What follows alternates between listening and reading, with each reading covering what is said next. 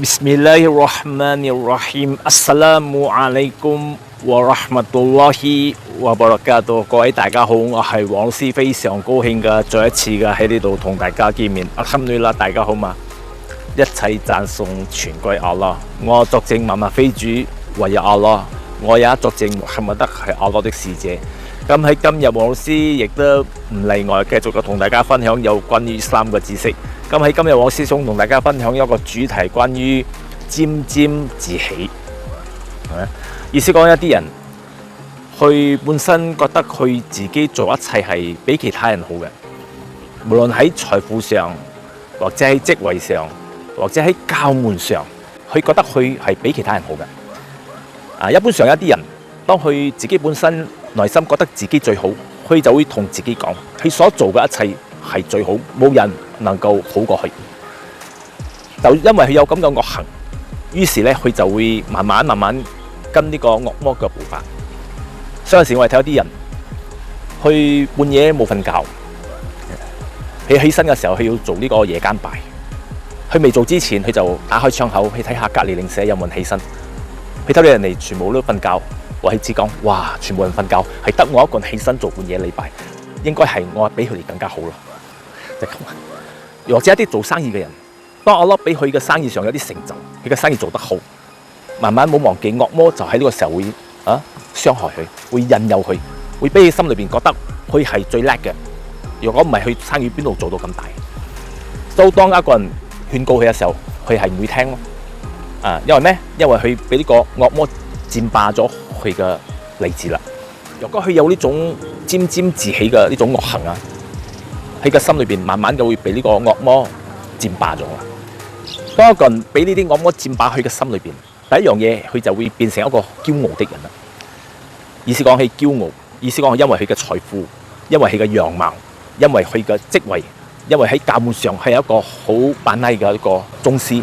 又或者種種嘅方面，佢覺得佢自己係最好嘅，咁佢就有一種驕傲啦。當佢有一種驕傲嘅時候人哋勸告佢嘅時候咧，佢就唔聽，佢就會用一種眼光嚟睇低佢。你憑乜嘢嚟勸告我？第二樣嘢就係佢會失去呢種我哋所講一種羞恥。意思講若果一個人佢嘅心裏邊俾呢種惡魔佔霸咗佢嘅心裏邊佢不理羞恥咗噶啦。總之，佢大眾面前，若果有一個人勸告佢佢可以大眾面前鬧翻人，佢不理左右嘅人點樣睇佢。總之，佢本身係覺得冇人可以能夠勸告佢。當日有人勸告嘅時候佢不理一切，佢就當面嘅會鬧人，佢唔會理人哋嘅感受，會當面嘅損害人哋嘅名譽。無論喺教門上，喺你嘅公司，或者喺你嘅學會，或者喺種種嘅方面，若果一個人佢覺得自己係最好嘅，咁呢種就會產生。所以講點解有陣時我哋開會嘅時候睇到一啲人會為咗件細細嘅事會一直嘅嘈成粒鐘喺嗰度。點解？因為咩？因為佢唔能夠接受人哋嘅勸告。第三就係當佢每一次要履行呢個公修嘅時候，佢要做禮拜嘅時候，去齋戒嘅時候，去施捨嘅時候，佢會覺得佢所做嘅一切，阿拉會賞賜佢最大嘅回賜。意思我係覺得佢本身所付出嘅，阿拉會俾佢好大嘅賞賜，比其他人多。你睇到一啲人做善事，哎呀，你唔知道夠我多。你睇到一啲人喺教門上咁，哇，你邊度夠我扮拉？喺職位上，你邊度夠我職位高？喺入息上，你邊度夠我入息高？係會咁嘅心態啫嘛。意思講，佢忘記咗佢所擁有嘅一切係來自阿拉蘇曼多達啦賜俾佢嘅。佢忘記咗佢去下肢，佢個女係邊個俾佢嘅？阿拉賞賜俾佢嘅。佢忘記咗佢做施捨嘅時候，佢所賺到嘅女係邊個俾佢嘅？佢忘記咗佢所有嘅職位，佢個努力係邊個賜俾佢嘅？第四就係，若果佢一直嘅覺得自己係最好嘅，沾沾自喜，咁佢就會一直嘅受到呢個惡魔嘅誘惑，佢一直嘅會跌入呢個惡魔嘅圈套裏邊。佢會覺得自己喺知識方面、喺職位方面、喺學歷方面、喺財富方面、喺種種嘅方面，佢覺得自己本身喺阿拉嘅面前係最高尚嘅，冇其他人比起更加高。第六就係佢覺得自己所做嘅一切係100分滿分，根本係冇嗰種缺點。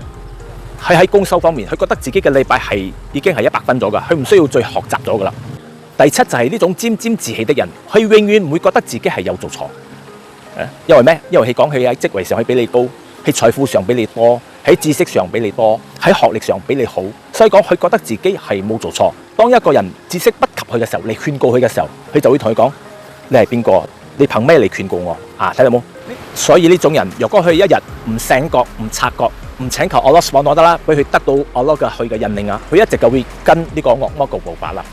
除非佢一日去悔改、去懺悔，知道自己所做嘅一切係一種惡行，咁Allah subhanahu wa ta'ala就會寬恕佢之前所犯嘅罪啦。希望今日少少嘅分享能夠令大家受益，多謝大家。Assalamualaikum warahmatullahi wabarakatuh。